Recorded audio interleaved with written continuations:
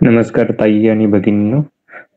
तुमच्यासाठी एका महत्त्वपूर्ण विषयावरती व्हिडिओ घेऊन आलो आहे. तो म्हणजे महाराष्ट्र शासनाच्या महिला आणि बालविकास विभागामध्ये जे अंगणवाडी सेविका तसंच अंगणवाडी मदतनीस पदाकरिता जी जाहिरात येत आहे. तर त्याच्या संदर्भात एक महत्त्वपूर्ण माहिती देणार आहे तुम्हाला मी, की या ज्या सध्या कार्यरत असलेल्या अंगणवाडी सेविका तसेच अंगणवाडी मदतनीस आहेत, तर यांच्यासाठी शासनाने काय केलेलं आहे, ग्रामीण भागातील विशेषतः ग्रामीण भागातील ज्या कार्यरत महिला असणार आहेत, त्याच्या सेविका असतील, त्यानंतर मदतनीस असतील. तर यांच्यासाठी काय केलेलं आहे, की विभागाने काय केलं की त्यांना 31/8 पर्यंत म्हणजे 31 ऑगस्ट पर्यंत काय केलं, त्यांना मुदतवाढ दिलेली आहे अस्थायी पदांना. त्यांचा जी-आर जो आहे ऑफिशियल, तो तुम्हाला मी दाखवणार आहे. तर व्हिडिओ शेवटपर्यंत पहा आणि माझ्या चॅनलवरती नवीन असाल तर प्लीज चॅनलला सबस्क्राईब करा. आता हे ऑफिशियल तुम्ही बघू शकता की हे शासनाच्या जी-आर जिथे असतात, शासन निर्णय, ती वेबसाईट आहे, मी तिथून जी-आर काढलेला आहे हा. तर हा जी-आर जो आहे तर तारीखही दाखवतो तुम्हाला मी.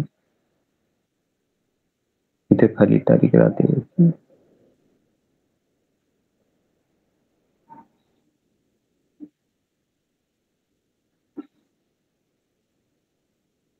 तारीख आहे 12 मार्चची आहे. काल परवाचाच आहे. काल वेबसाईटवर आला, मी आज व्हिडिओ बनवत आहे. तर बघा हे संदर्भ दिलेले आहेत, याचं काही आपल्याला हे विशेषतः काही हे नसतं. शासन निर्णय आहेत महिला आणि बालविकास विभागाचे. तर इथे बघा प्रस्तावनामध्ये यांनी दिलेलं, प्रस्तावनामध्ये काय असतं, पहिलं काय असते ते दिलेलं आहे. तर ते वाचेल मी आणि त्याच्यानंतर शासन निर्णय जो आहे तो खाली इथे असतो, शासन निर्णय ते सांगेल मी. तर बघा हे पूर्ण जी-आर तुम्हाला वाचून दाखवत आहे, व्यवस्थित आहे का काय म्हणत आहे. तर याच्यानुसार उपरोक्त संदर्भ क्रमांक 10 जो आहे, ज्याच्यामध्ये हा जो आहे ओके 19/9/2024 चा जो जी-आर आहे, त्याच्यानुसार असं सांगितलेलं आहे की जे एकात्मिक बालविकास योजनेतील जे 449 ग्रामीण आणि आदिवासी प्रकल्पातील 4,000 5,423 अस्थायी पद आहे. तर शासन निर्णय इथे दिलेला आहे. अन्वये 34 जिल्हा कक्षातील 228 पदे आणि अतिरिक्त ठरत असलेली परंतु पुढे चालू ठेवण्यासाठी आवश्यक असलेली 167 पदे अस्थायी पदे अशी एकूण 5,818 अस्थायी पदे जे आहेत ते बघा अस्थायी पदे. तसेच एकात्मिक बालविकास प्रकल्पातील बघा ही मोठी संख्या असणार आहे.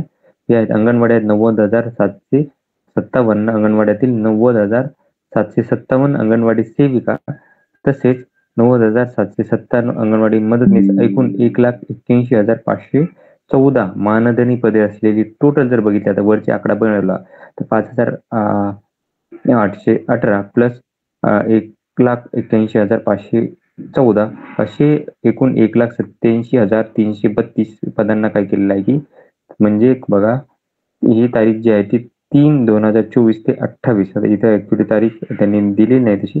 इथं जे आहे ती तारीख माझ्या माहितीनुसार 1/3 ही आहे.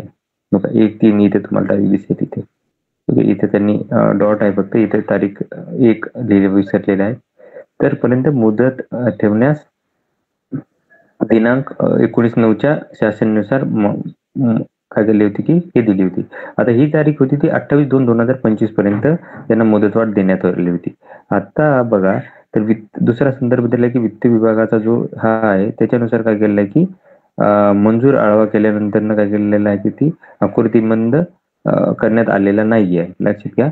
आणि त्याच्यानुसार काय केलं की अस्थायी पदांना 1/3/2025 ते 28/3 पर्यंत मुदतवाढ देण्याचे अधिकार देण्यात आलेले आहेत.